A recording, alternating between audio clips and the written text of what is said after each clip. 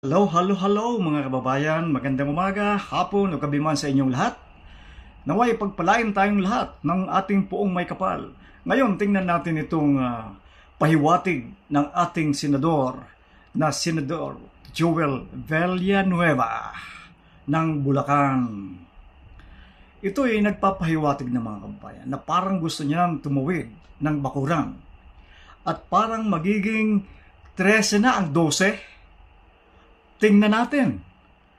At kung may kawala pa ito si Senador Alan Cayetano. Kasi itong mga sinasabi dito ni Senador Joel Villanueva, pahiwatig na ito. Ito isang sinyalis na nang siya ay gusto na sa katahimikan para sa bayan. Pakinggan po natin si Senador Joel Villanueva. Not be caught in the middle of this political fight. Hindi po pwedeng puro away na lang.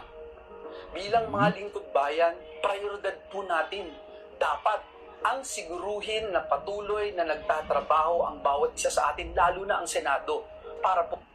Senador Alan Cayetano, dapat daw nagtatrabaho kayo. Ikaw, puro ka nagbablogger ka na rin eh. Puro ka na lang sa Facebook. Ayaw mo sa Senadong magsalita. Pumunta ka. Ito, si Senator Joel Villanueva, parang sa landas ng tama na ata ito'y dadaan. Sa ating mga kababayan. Sa pagkakataon po na magkaroon ng special session, tutuparin po natin ang ating sagradong tungkulin sa ilalim ng ating saligang batas. Ayun. We will be there.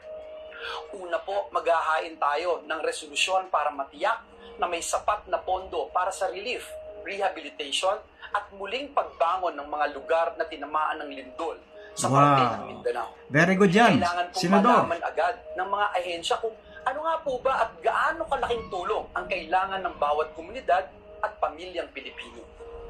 Pangalawa, isusulong po natin ang mga pinakakailangang mga panukalang batas, lalo na po yung mga panukalang nasa huli na at ikatlong pagbasa.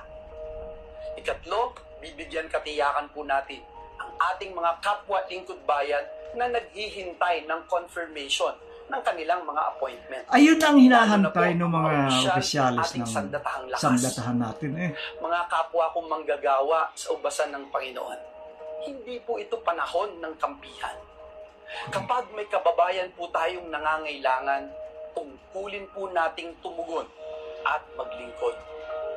Noon hanggang ngayon, klaro po sa atin, klarong-klaro po sa atin ang dahilan kung bakit tayo narito bilang lingkod bayan.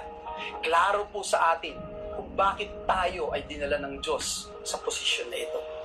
Tungkulin po nating protektahan ang ating institusyon at unahin ang kapakanan ng ating mga kababayan. Higit po sa lahat, patuloy po tayong maninindigan para sa Diyos at para sa bayan. Maraming salamat po at pagpalain tayong lahat ng ating Panginoong Diyos. Ayun. Tumagos na sa puso at isipan ni Senador Joel Villanueva. Senador Alan, pakiusap. Sumunod ka na. Para matigil na ang sigalot nyo diyan sa Senado. At ito naman ang ating Korte Suprema. Sana naman nagmuto proprio na kayo. Ilabas nyo na ang nararapat na desisyon para matigil na kung sino ba talaga ang tama at mali sa Senado, sa dalawang faction na yan.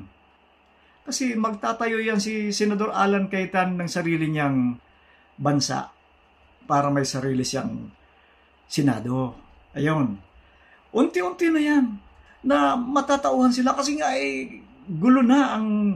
ginugulo na ang Pilipinas ni Senador Alan. Actually, sa kanya naman nag-umpisa ang punot dulo nito ng kaguluhan dyan ay si Alan Cayetano.